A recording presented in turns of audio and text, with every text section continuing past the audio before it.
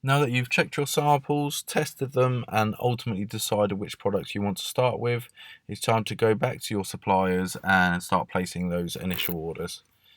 It might be good during this time to be negotiating with them and identifying terms and prices so you know ahead of time and you have that information by the time the samples arrive.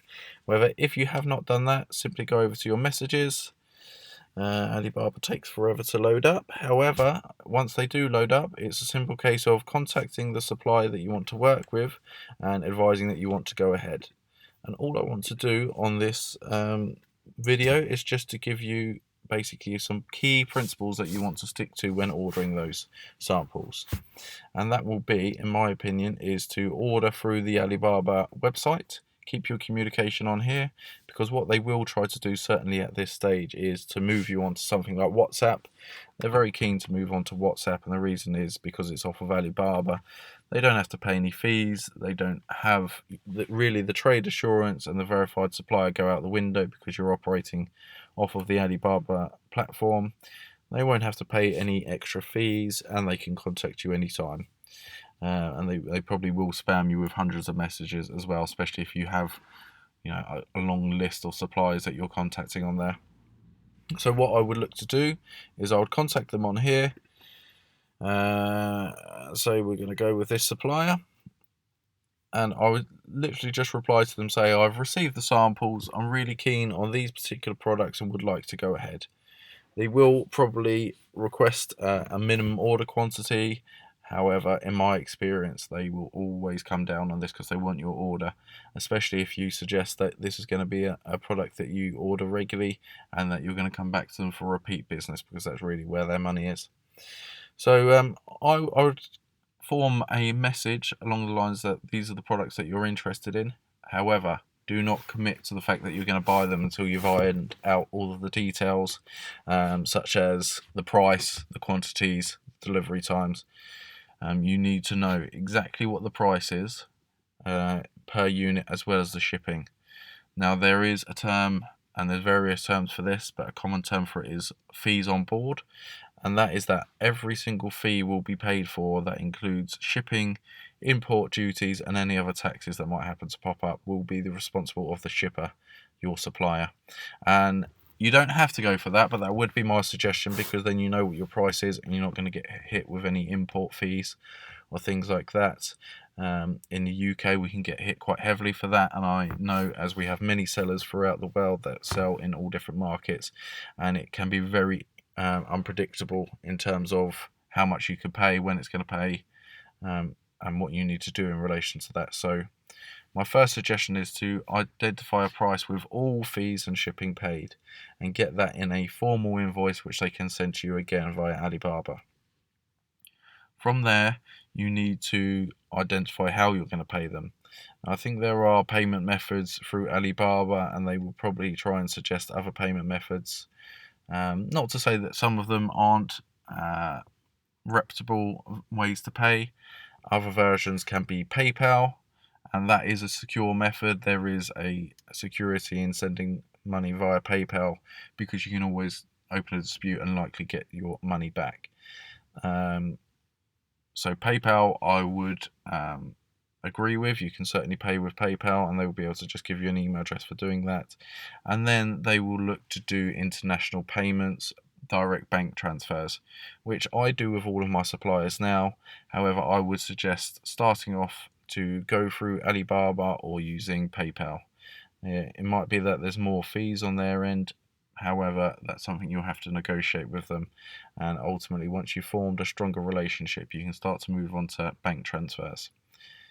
If you do pay via bank transfer, I would suggest you try to do so with a credit card, so you have a higher level of protection than you do with a classic debit or standard bank card, as we say in the UK.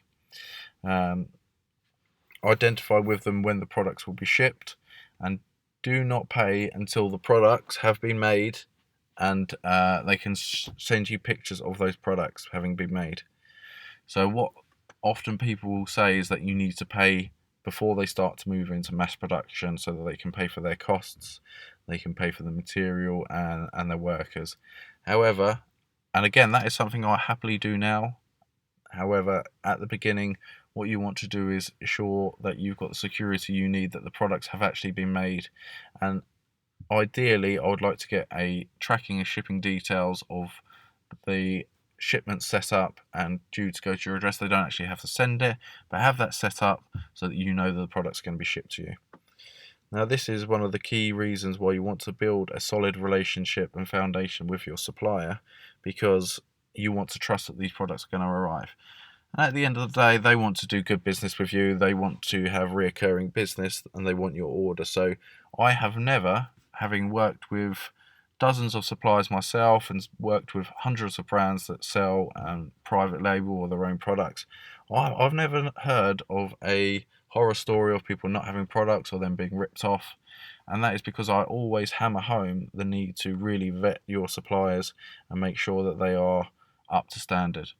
So just make sure you've got that solid relationship and you trust them before you place the order.